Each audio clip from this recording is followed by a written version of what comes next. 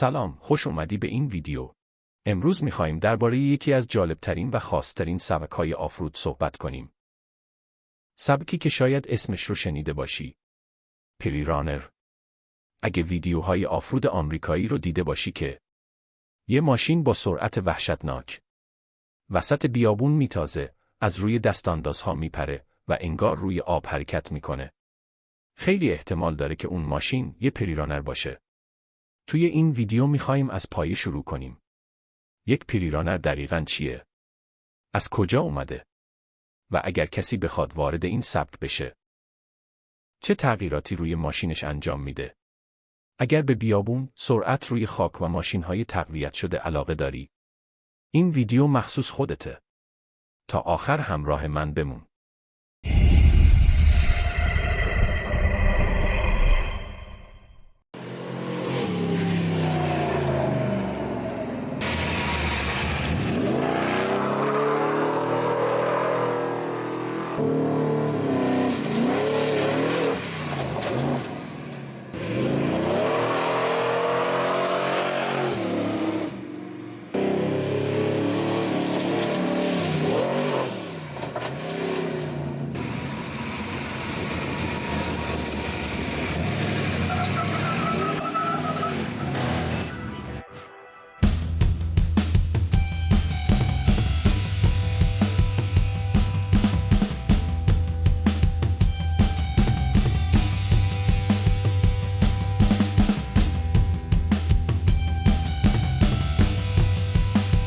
اول از همه کلمه پری رانر رو باز کنیم. توی مسابقات بزرگ صحرایی مثل برجه، تیم‌ها قبل از روز اصلی مسابقه می‌آمدن مسیر رو با یه ماشین جداگانه رد می‌کردن. به این کار می‌گفتن پری ران کردن مسیر. یعنی قبل از مسابقه مسیر رو می‌رفتن. چاله‌ها، دستاندازها، پیچ‌ها و خطرها رو علامت گذاری می‌کردن تا روز مسابقه غافلگیر نشن. ماشینی که برای همین کار استفاده می‌شد اسمش شد پری رانر، یعنی ابزار پیشران مسیر مسابقه. اما به مرور این ماشین‌ها خودشون تبدیل شدن به یک کلاس جذاب.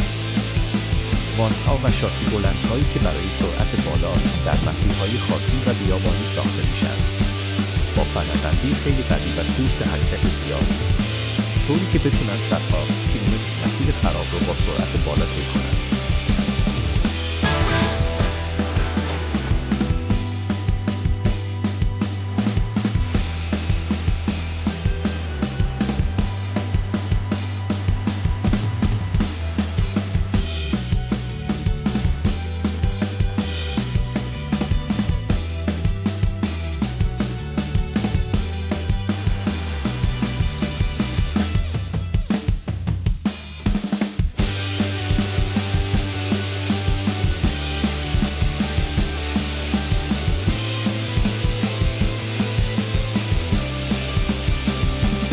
اما فلسفه این سبک چیه؟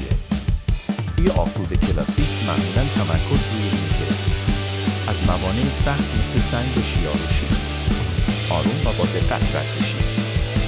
سرعت مهم نیست، بیشتر موضوع عبور کردن. اما در دنیای پری رانر داستان فرق می‌کنه.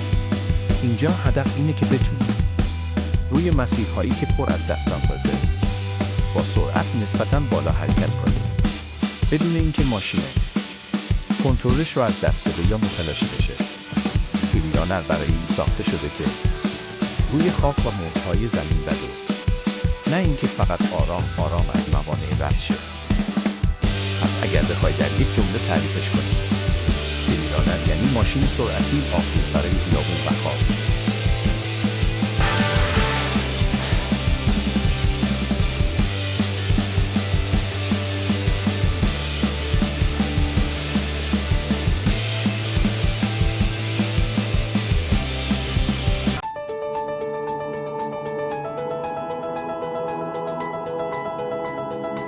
مهمترین مبحث در ساخت این ماشین‌ها سیستم تعلیق و فنربندیشون هست.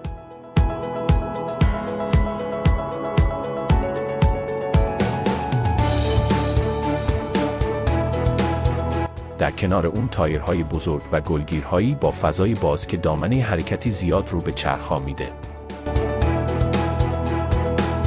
همچنین سپرهای کوچیک و رولبار و صندلی و کمربندهای مخصوص و سیستم فرمان از مباحث دیگه پری رانرها هستند که در ویدیوهای بعدی به همه این موارد خواهیم پرداخت.